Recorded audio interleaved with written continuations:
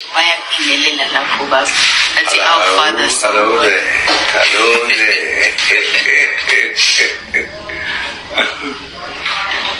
Okay, I think we'll just get started then.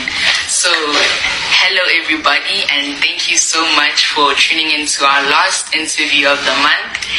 And it gives me great pleasure to introduce our surprise guest, Mr. former President, Mr. J.G.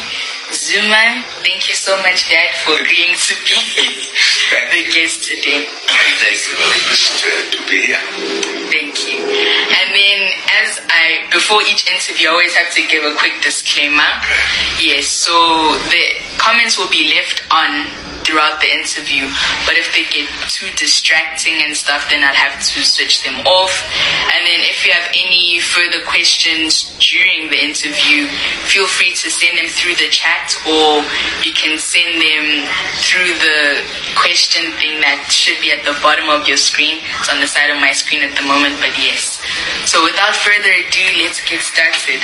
So, Dad, could you please give us a brief introduction about who you are and what you've done? Just a brief one. Well, I am Jacob Zuma, the man who started to be conscious politically at my young age. I was influenced in the first instance through stories, particularly by two old people. It was a woman, a loved one, and a Bengu, who were teenagers during the Bambata Rebellion, who were also captured by the British as they were defeating the rebellion, or suppressing the rebellion. So they used to give stories which were stories that they experienced. And that is what was the first political understanding of what is happening. And secondly, influenced by my elder brother, the firstborn of my father, who was a soldier in the Last World War, but also was a member of the African National Congress, as well as became the member of, a trade unionist who spoke very highly of the ANC and the workers. He gave me a lot of influence. And of course, because my mother was working as a domestic worker in Durban, I used to visit her at some point and saw ANC gatherings in Durban, and I was very much influenced by all of this. So at my young age, when I started working, I joined the ANC and also joined the trade union movement, and I lived that all the time. And of course later, when the ANC was burned, I was one of the activists underground, but also in the ANC Youth League as a trade unionist. I also joined MK shortly after it was established, but also I became the member of the South African Communist Party, and therefore this is what happened. In my early days, when I was between just 21 or 22, I was arrested, sentenced to 10 years, served my 10 years on Robben Island, came out of Robben Island, stayed in South Africa 1 and 11 months after Robben Island. Then I left the country for exile. I spent 14 and a half years in exile, and then came back, and that was part of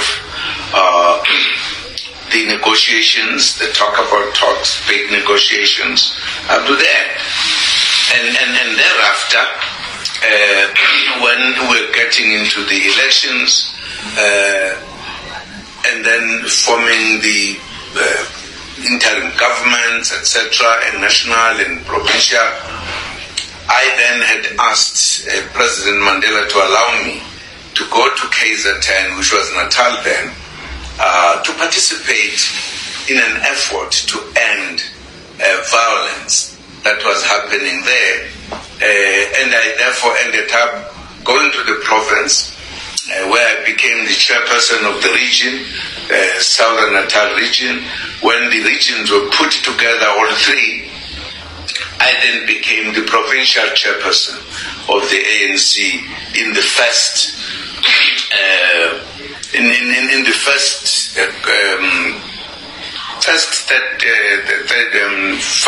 5-year period as well in government. And I was there. Then, of course, at the end of the first term, I came to national as a deputy president of the ANC. And thereafter I became the president, and thereafter I resigned. That's me. I shortened this very much. Yes, that's indeed basically answered all the questions that I had for you today. Okay. But yes, I'll still ask them. Yes. So, as you know, I've been having these interviews throughout the course of this month. And this month, especially in the American context, it's called Black History Month. And it's so where they celebrate, Black history and stuff. So do you think that it's an important month to celebrate here, even though it is traditionally an American holiday? And if so, or if you don't think so, why would you say so? Well, I think it is correct for all of us to celebrate or to observe this month as a month that really reminds us the position of black people, not just in America or in South Africa, in the world. I know as I do that all black people in the world are in a sense put in a secondary kind of position. As you know, if you talk about the stages of the world's development, you will appreciate that when the first terrible period came, which was called the slavery period, a very huge number of the black people were made slaves. And they were taken out of their continent in the most brutal manner and made slaves. They went into Europe, United States of America, and other parts of the world to work to create the economies of those countries, not the economies of their own. In Africa, they were taken away, never came back, and they were taken away in a very brutal manner. And as you know, the slavery period took a long time until there was a struggle against slavery, and then finally it was abolished. But those people who had been taken from their places, the first generation, I'm sure they had almost died. And the young ones who were born, they did not even remember which is the country where I came from. And therefore that is the burden of a black person in the world. And secondly, you recall that after the slavery, when people in Europe had come to us on the slave trade, as well as coming across our resources and everything, developed other ideas about Africa, which was the second time. They decided to come and take Africa without the agreement of the indigenous people. It was called colonialism. In other words, they colonized. In other words, if they came to an area, they say this was an area either by Britain will occupy this, or France this, or Germany this. These were called their colonies. So they colonized us. In other words, made us their subjects. They were not like saying, let us have a relationship. They came and put their flags and declared their countries on our countries. And then everything, and kept on taking everything to their countries. Were colonized for a long time until the Africans, particularly after the Second World War, were in. There was a very big cry that there must be decolonization of Africa. And then we also began to wage struggles against colonization. And then it was another kind of period. And I think we, particularly the Africans, although in other countries there were colonized places, but they were in particular in the Far East, etc. But Africa became very unique because it is quite a unique continent. And we fought for our national freedom because our nationhood was taken away. We were called subjects of the imperialist countries that were done as that thing. Even the decolonization was very skewed, not correct. They never left to say remain in your countries, then do what you want.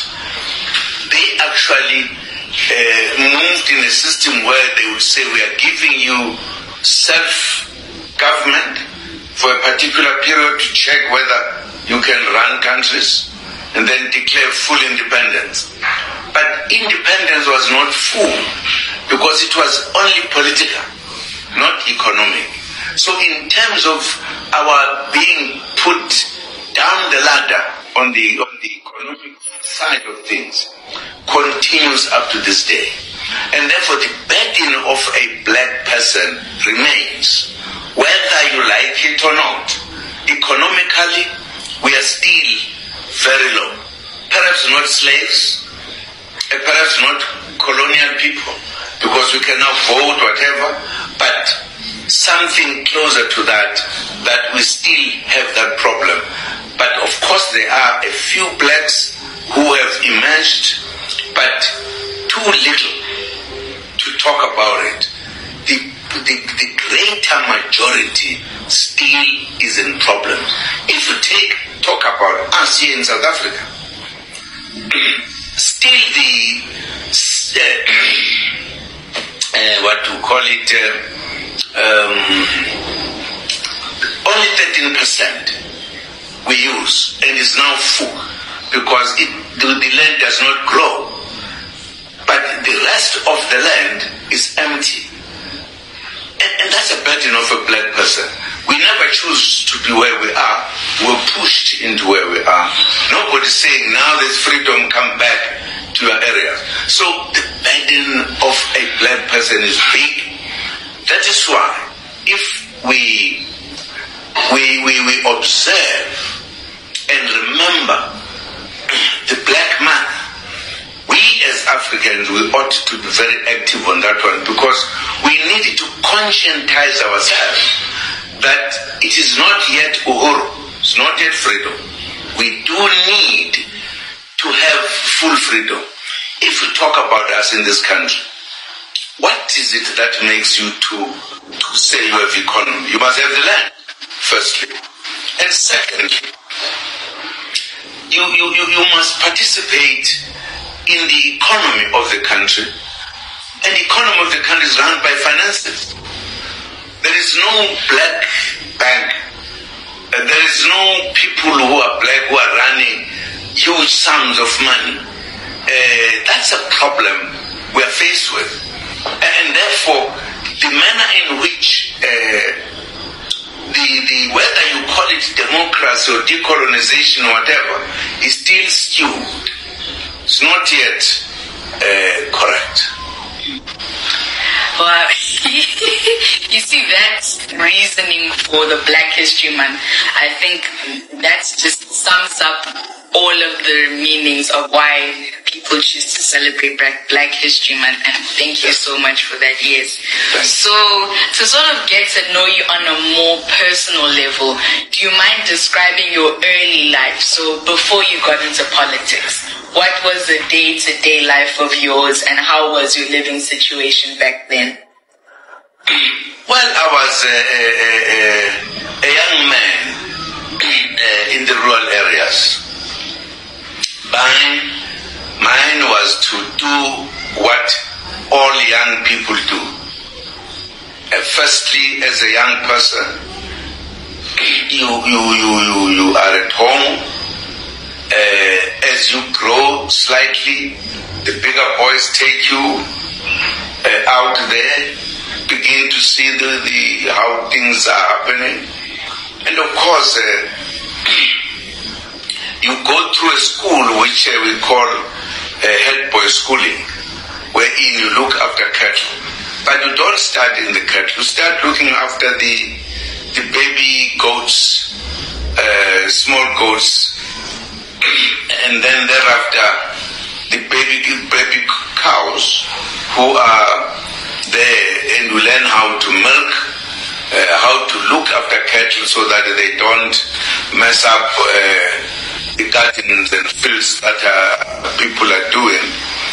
And then you grow. That's how you grow. You are taught how to use the sticks to fight as a man, how to be a man who could look after the cattle of your father. I remember when I was staying in my uncle's place for some time, the bigger mother was the first wife of my father, Umangwa, coming to fetch me and my younger brother.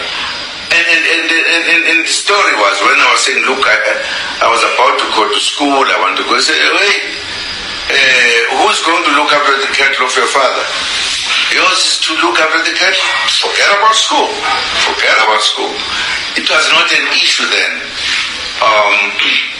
And that's what happened. I went into looking after cattle until, from my childhood until I finished in terms of the age when I was about 16, 17 or so, or 18, you begin to go to work. But what I used to do, because my mother was a domestic worker in Durban, I used to visit her at times, and therefore got to know things in the big city. But also, I could have little jobs, garden, etc., to augment my mother's salary, because it were many, and then it was not going to be possible. And then have some other little small work and go back to when there's particularly summertime. And indeed, I grew up and became a man. I did still fight.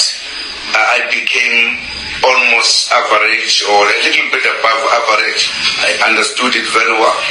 And therefore I was taught how to grow up to be a man, how to grow up with discipline and every other thing. So that was my life.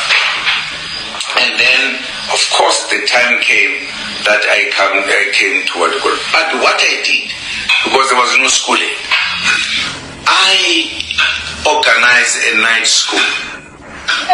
Yes, at the time, from a cousin of ours who had gone to school. The school there was ending at standard 4. So she was our teacher. That's when I started going to school, and many young people, after I talked to her, she agreed, many young people joined me. We had a night school which even had different kind of classes. She would be doing first year, second year, standard 1, standard 2, standard 3. But it was mainly to know Zulu and a bit of English, which then I developed later. But I was very proud, because once my mother, the big mother, had said no to school, when I proposed that the cousin of mine, which she knew, was ready to help, but he needed to be paid, and the money each child paid was 2 and 6, which is today you can call it 25 cents per month. And that helped us to have the basics. And from there I never looked back, because I developed many ways of educating myself. And that's how I made my young age and grew and grew. And when I went to of course, when I was now working in Durban, a young worker, we had political classes. We included a little bit of educational classes, even then. And each time I was trying to improve my education, my English. Zulu, I was done with it. I knew Zulu inside out. I continued to further my studies when I was in Robben Island. I did not start there. I started in my rural area. So I was doing what I've been doing all the time. And this is how the young man Jacob Zuma grew. Oh, wow. That's so... I honestly have no words. Honestly, I know I wouldn't be able to also teach myself and learn so, like, in such a difficult environment, so much stuff. Wow. Because you're so well educated, and yeah, it's very, very inspiring.